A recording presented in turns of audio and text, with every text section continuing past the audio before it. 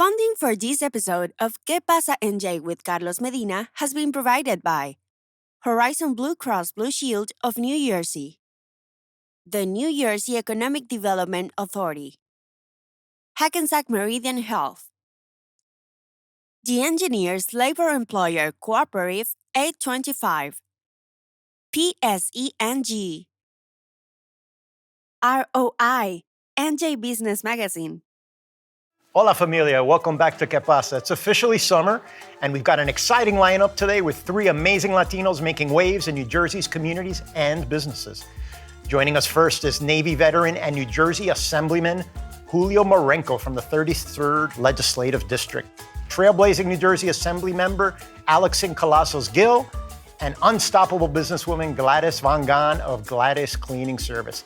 Stay tuned for their inspiring stories right here on Qué Pasa.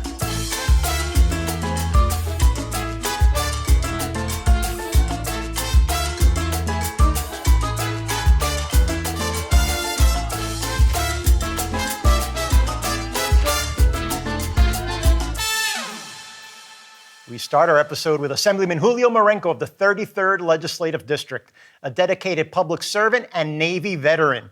Welcome to Qué Pasa, Julio Marenco. Qué Pasa, Carlos Medina.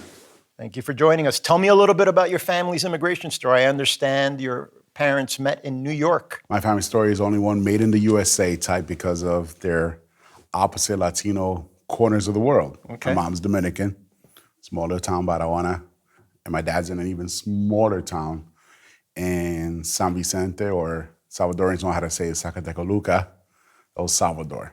They met here in the 70s.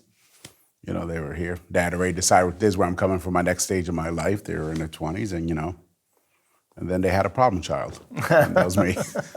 But excellent. And then many years later, you were in the Navy, and you were recognized in the Navy, receiving Yes. a special achievement, a medal. Tell me about that time in the Navy and how it shaped some of the early career choices that you made. It was a big, and I know you're a huge advocate of Latino kids stay in school and all that.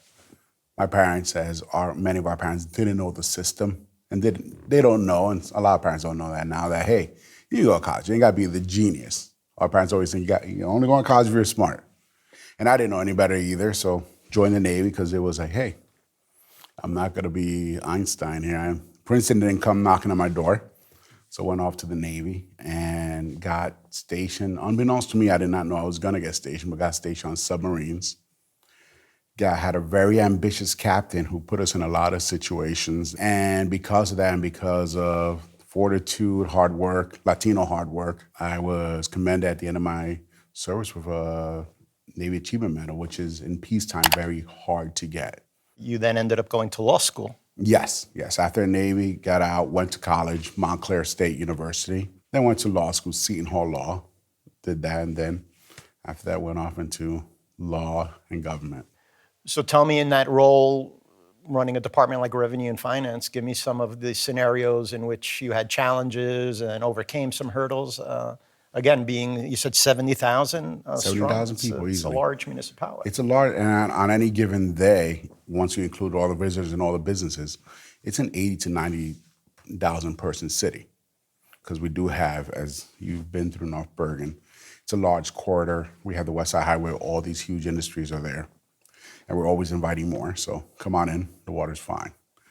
But as Revenue and Finance, it's your job and your duty to make sure the town is financially stable without killing the residents, but stable enough that businesses want to come in. And another important role you've had is that on the Parole Board for the state of New Jersey. Yes.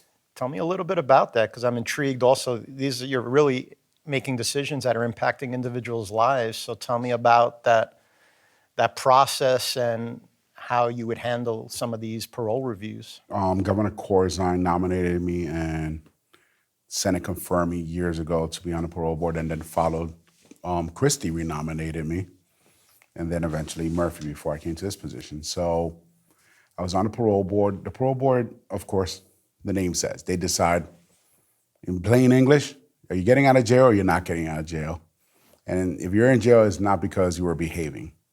So they got a balance. It's a balancing act. There is another balance. You got to protect society. because you don't want to just let out some guy that's, hey, yeah, I'm doing good, and next thing you know, he goes out and could be as heinous as killing someone or even white-collar crime, draining some old lady's bank accounts. But then on the other side, you have the civil liberty aspect and the reform aspect. You got to be able to say, hey, we're not just locking them up and throwing away the key and keeping people in jail. That's not the United States form of being. That's not New Jersey's way of being. We believe in second chances. It's the American way. So you've worked at a program I'm very familiar with that's fairly Dickinson called Puerta al Futuro. Yes. I believe. Gateway to the future. What was the gentleman's name that Fernando was running Alonso. it? Fernando Alonso. Yes. Yes. Fernando Alonso was starting the program way back when I was an adjunct professor at another program. And he's all about opportunity to say, hey, I'm building up this program. You want to help me start this program? Sometimes we say yes too many times. Just like you. Sometimes we keep forgetting, don't say yes. I said yes. Helped them, and it became my favorite work of art. Like, it was my favorite thing, because you're helping people that are like your mom and dad, my mom and dad. They got to this country, and because of technology, because of age, they had the chance to go to school. And Latinos were very big on education. These people would be working 9 to 5 or 9 to 9, 7 days a week, 6 days a week, and still going to college, because they knew if I go to college, I'm gonna have a better life in this country. So it was just, and the ages were ranging from someone that got off the proverbial boat at 22 to someone that just got here at 50. We put it together, and those people are using their talents. That's great. To make their story better and our society better. Before you go, one important priority in this legislative session that you're going to pursue. I got 2 of them. So okay, we'll let you sneak in 2. But one of them goes right from what we were just talking about. I have a bill in, and some of the legislators that you've met along the way is adding Latino history to the education curriculum, the high school education curriculum for the state of New Jersey. Love it. We're 20% of the state, so everybody in the state knows a Latino. Yep. Just like we know in African American history, we know Irish history, all those histories, it's time that we are a big enough a population that should be in our textbooks. And then the second one that I'm working on is I am trying to push, and this is harder, get a veteran's license plate for the state of New Jersey. We don't have that. We have disabled veterans, we have different ones. We have the Battleship New Jersey, which I love. But if we can have a license plate that just designates veterans, give them the opportunity to self-identify as, hey, I'm a veteran. You know, veterans are very proud, and they've done a lot for this country. And with their service, I'm going to shout out 2 organizations that I wanted to, and I think you should coordinate with. Orlando Miranda. From Latino Veterans. I know. And then Jeff Cantor, who runs the Veteran Chamber of Commerce. Yes, so yes. Both good friends, and I will make sure and connect you. And the chamber also would be interested in that. The Hispanic Chamber, by the way, I know you're being humble today, or modest. I don't know where this Carlos is from. Does great things, and I know you guys do great things with the Veteran Chamber. And then, of course, Orlando is just doing God's work, as they say. Yeah, they're good people. They're both good people. Well, thank you for joining Qué Pasa, Julio. Qué pasa, Carlos. Gracias.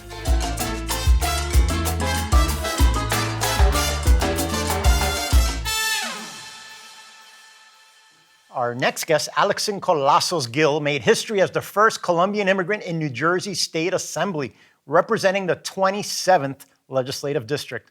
Welcome, Alixon. Thank you, Carlos. Can you tell us a little bit about your family's immigration story to the United States? Of course. I am Colombian, and my family came to the United States back in the 1980s when a lot of people were migrating. So I was separated from my mom for many years, but then I came to the United States when I was 14 years old. And I met and I got reunited with my mom. Went to Long Branch High School, graduated from there. Then my brother years later came, maybe 5 years after I came. And then 5 years after that, so even 10 years after I first arrived, my sister came. But luckily we're all here, graduated from school, went to Rutgers University, moved on into other stuff.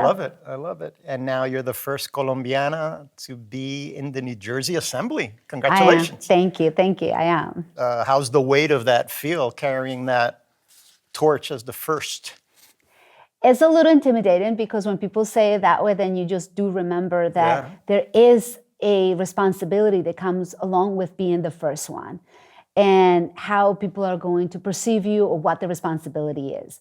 So I try not to think about that much because I feel the second one is probably going to be equally important or probably as important as the first one, because that means that I did my job and that other people and other Colombians are going to follow suit. Tell me about your legislative priorities now that you're an Assemblywoman. So there are a couple of things. So the way I'm approaching my job is in two different ways. So I am in the Family, Children, and Food Insecurity Committee, as well as the Environment Committee, and as well as the regulated profession.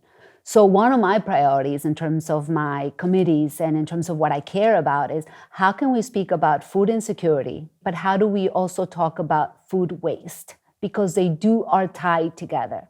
And again, we speak about the environment as something that is completely not necessarily part of us, but it is part of us.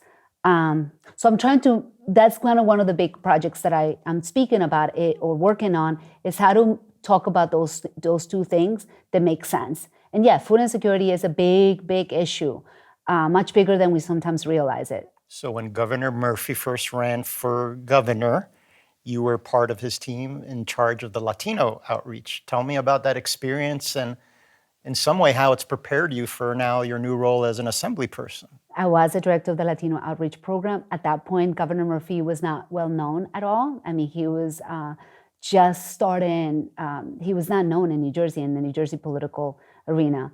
But we met him back in 2016, and he talked about his progressive ideas. He talked about middle class. He talked about immigrants. He talked about inclusion. And he spoke about big ideas. And several things happened in that program, and I'm really proud of it. One, we talked about issues. We talked about policy issues. We created a policy forums, college affordability. We talked about transportation, healthcare. We talked about, obviously, immigration and how it affects New Jerseyans. The second thing that we did is that out of those conversations, we also talked to different communities in the Latino community. And out of those things, a couple of policies came out. The governor talked about sanctuary state.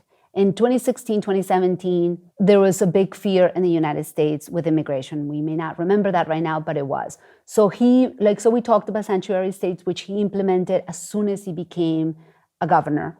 We created the Puerto Rican Commission that came out of the conversations in the 2017 campaign. We talked about advancing driver's license to undocumented, which again, that was a priority in the legislature, but had not been signed on by the governor. He signed on as soon as he became.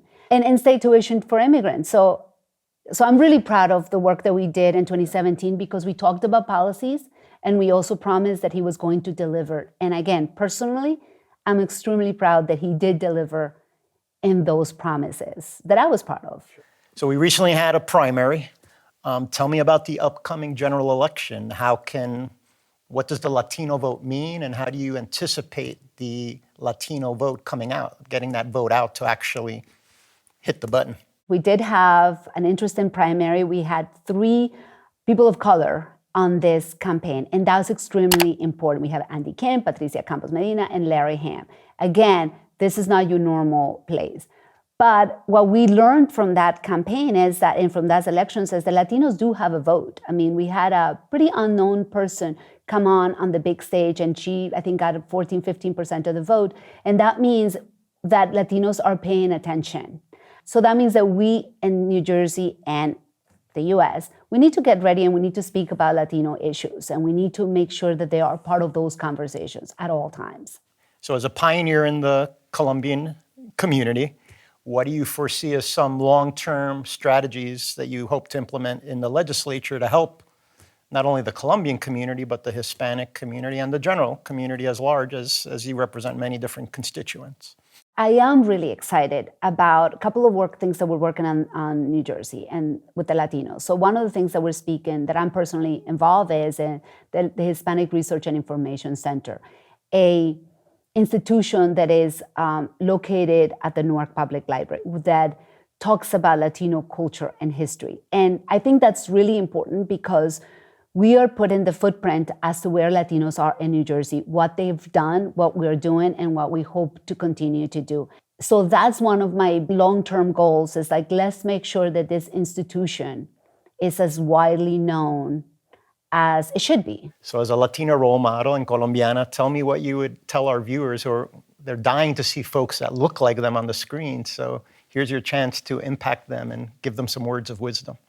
We need to be involved, and we need to be able to be part of the community that we're in. So in whatever profession you're in, there's so many organizations, so many work and volunteer that happens at the professional level, at the political level, at your community. You have to be part of that community. You have to be seen, and you have to see what is happening in our communities. We have to come out. We have to participate in the communities that we have and expand even beyond the immediate one. Great. Well, thank you for joining Qué Pasa, and continue to inspire. Thank you, Carlos. I appreciate the invitation.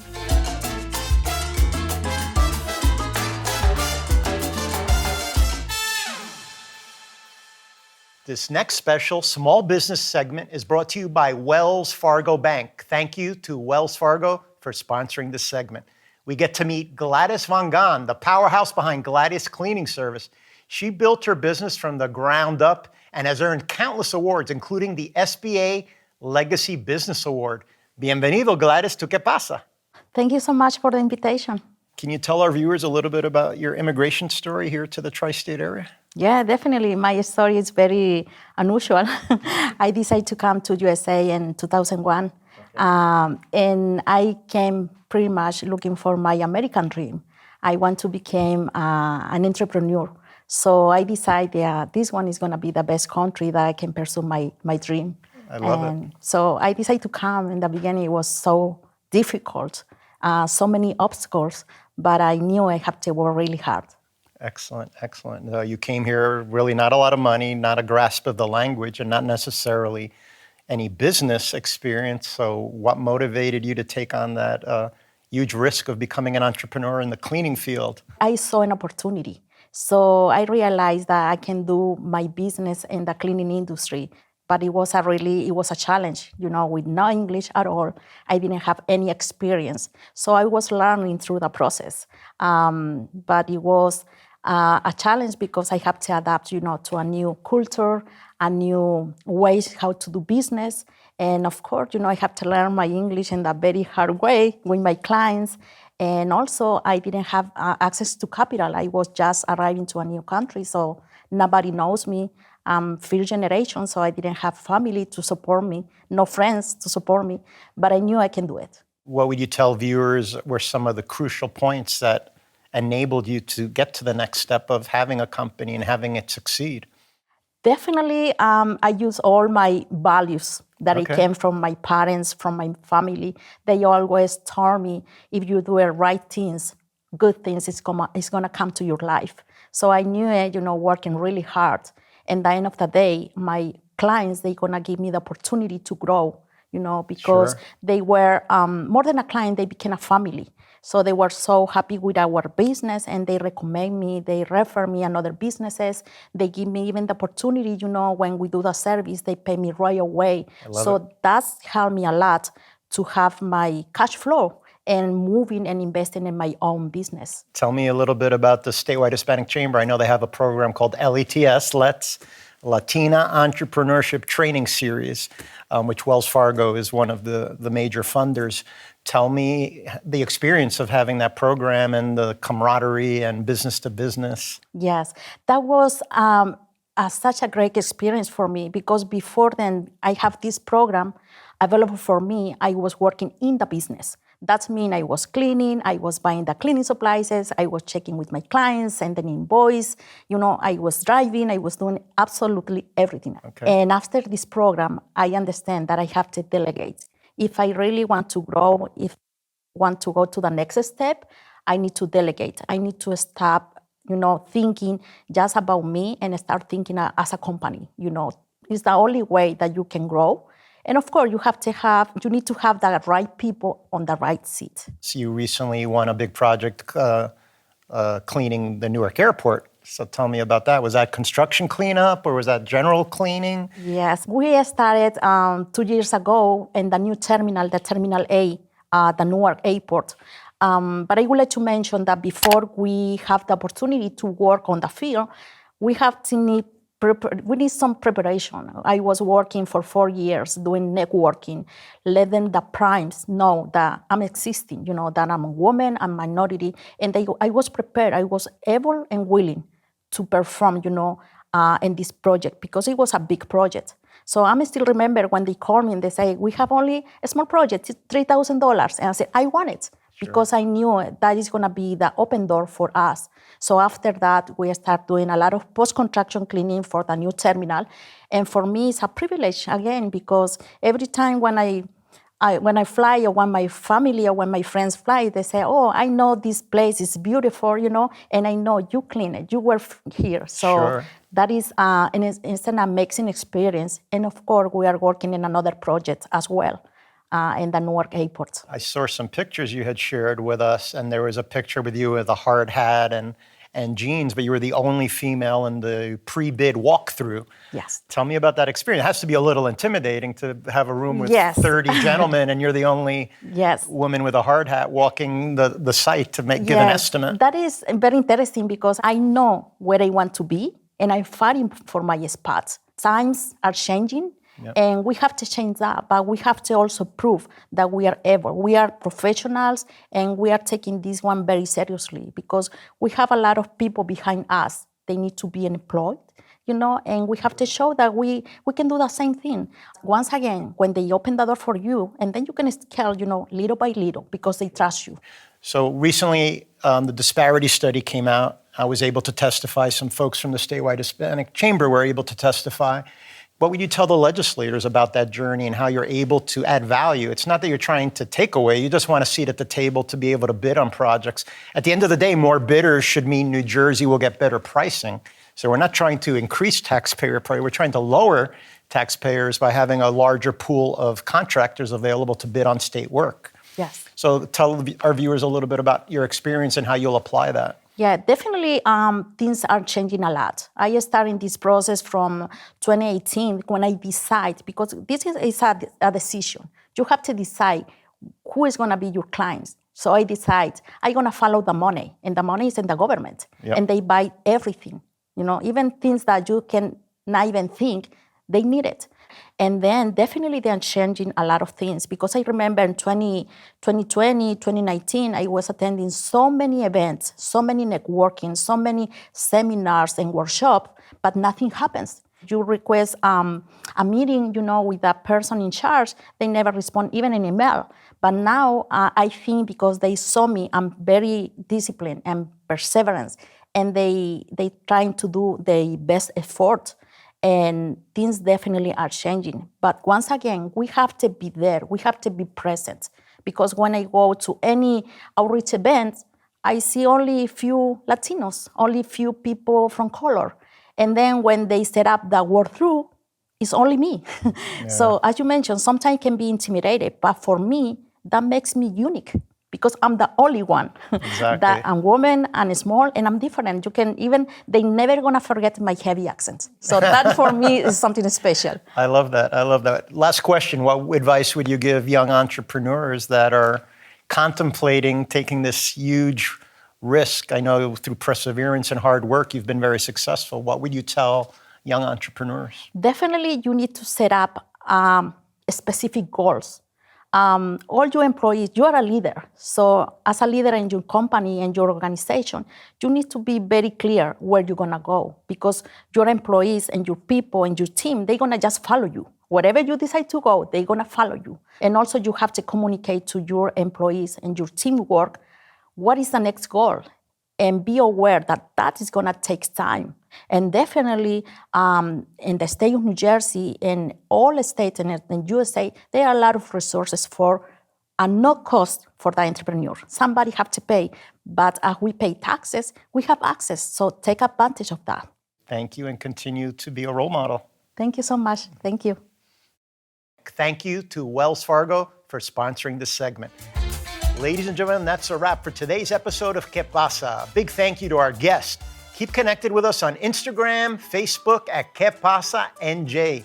Don't forget you can catch up on all 5 seasons of Qué Pasa, streaming now on pbs.org. Nos vemos, familia. Funding for this episode of Qué Pasa NJ with Carlos Medina has been provided by Horizon Blue Cross Blue Shield of New Jersey, the New Jersey Economic Development Authority, Hackensack Meridian Health, the Engineers Labor Employer Cooperative 825, PSENG, ROI, NJ Business Magazine. Thanks to the statewide Hispanic Chamber of Commerce of New Jersey. Find out more about our familia at shccnj.org. This has been a production of the Modesto Educational Foundation.